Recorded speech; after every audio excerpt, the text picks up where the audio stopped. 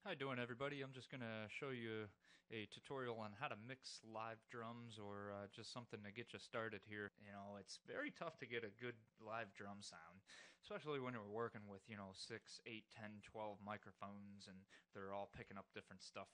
A couple things I want to preface with. First and foremost is that when you're recording drums, visualize where the drums are. If you're standing in front of the drums, you want to make sure that, drum fill is going from left to right. Just really work on creating the space with panning and that kind of thing when you're mixing the drums. The last thing I'll say is don't be afraid to use outside help. If you have to use some drum samples and incorporate those samples in with the transients of the snare hits, then feel free. If it's what it takes to achieve a good drum sound, then go for it. Do it. The equipment I'm using is a 1984 Rogers R380 drum set. I'm using SM57s on the top of the snare, the top of the one tom, and another SM57 for the floor tom. So I'm using a three-piece set, much like Ringo Starr's setup. I'm using a Shure 52A kick drum mic for the kick drum. I'm using a AKG large diaphragm condenser for the overhead mic. And then I'm also using a CAD microphone. It's a small diaphragm condenser microphone that CAD makes for the bottom of the snare drum for the crack. Now, I'm not using a ton of expensive equipment here at all. It's a $300 drum set and probably another maybe $300 or $400 in mics. I'm using also for my digital audio, my DAW, I'm using soft Samplitude 11. I'm going to start with I'm just going to play the drums as they were recorded the way they are. For the most part, I've left everything alone. I have adjusted the levels a little bit. So kind of mess with I'm not going to spend a ton of time on that because, you just got to use your ears, make sure the levels are somewhat right. Once you get the levels kind of even keel and everything sounding like it's there at least, then we can kind of move along here and start here. This is what they sound like with nothing, really.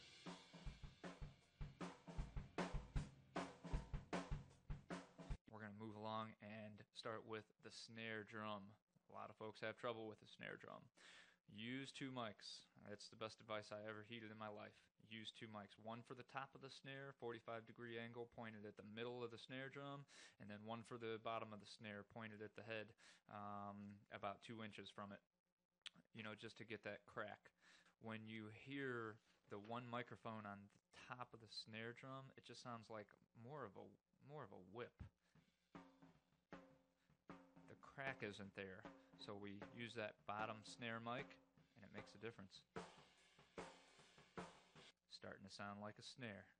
So, that's good. We're going to use a little outside help here, too. I have Drumagog. I have the old version. I apologize. I'm going to use a little bit of a sample here. 72% of the sample, which you can change via the blend button right here.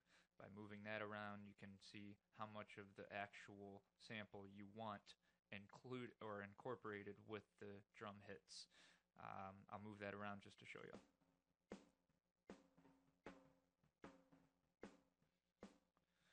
And then you can visually see where those snare hits are. Alright, now as you can see, I wasn't as consistent as I could have been with the snare hits, so I'm gonna put a limiter on there, set the threshold nice, put some compression on there, so that way it'll kind of set a limit on how loud those snare hits get. Also, Drumagog's going to be able to work with the snare hits a little bit better. Last but not least, I'll put a little bit of delay on, or a little bit of reverb on there too. And then this is what we have for the snare drum.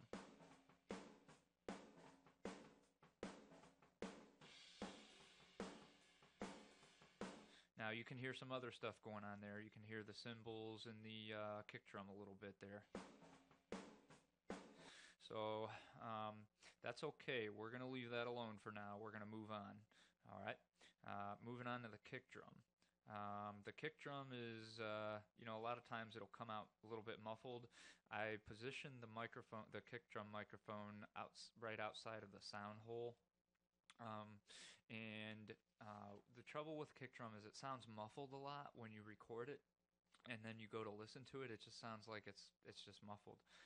So we got to kind of mess with the EQ settings on there. A lot of times, what I used to do is, take the EQ settings for the kick drum, and then if you want more attack, bump up the high mid frequencies on it. If you want a little more bass on the kick drum, then bump up the bass a little bit. Generally, you want to use an EQ to cut.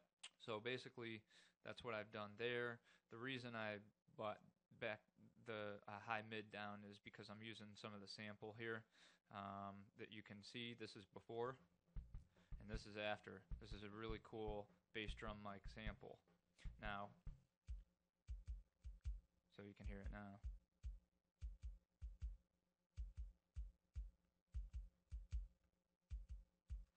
And then I put a little bit of a gate on there as well.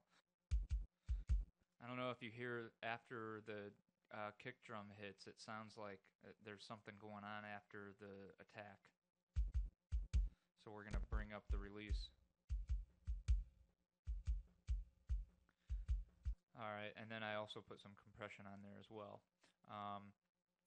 As I was saying before about, creating sort of a visual field on the space of the drums, with the two toms, the first thing I'll normally do is take the EQs and bump up the high mids a little bit.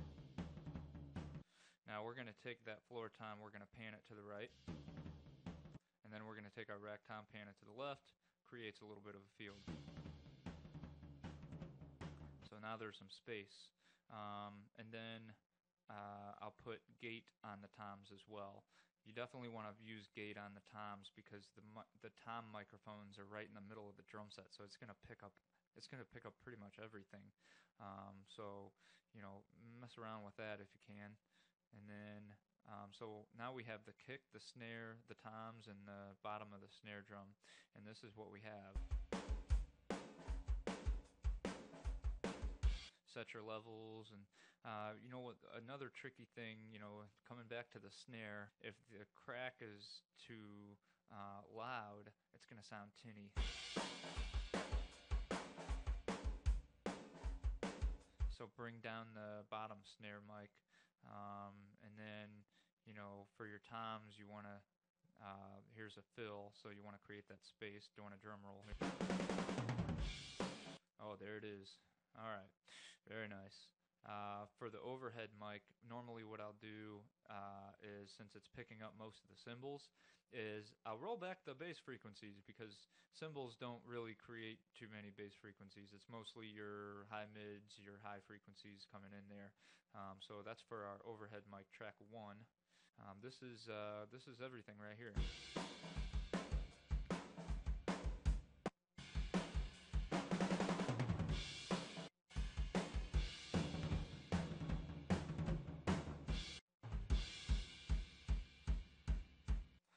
So that's pretty much it.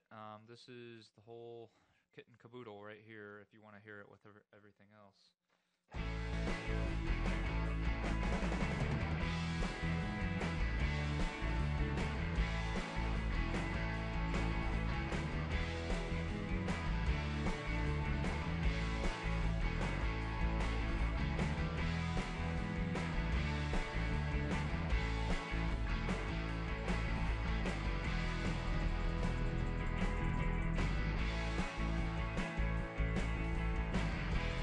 That's pretty much it. If you guys have any questions, comments, concerns, suggestions, I'm all ears. Thanks for watching, and have a great evening.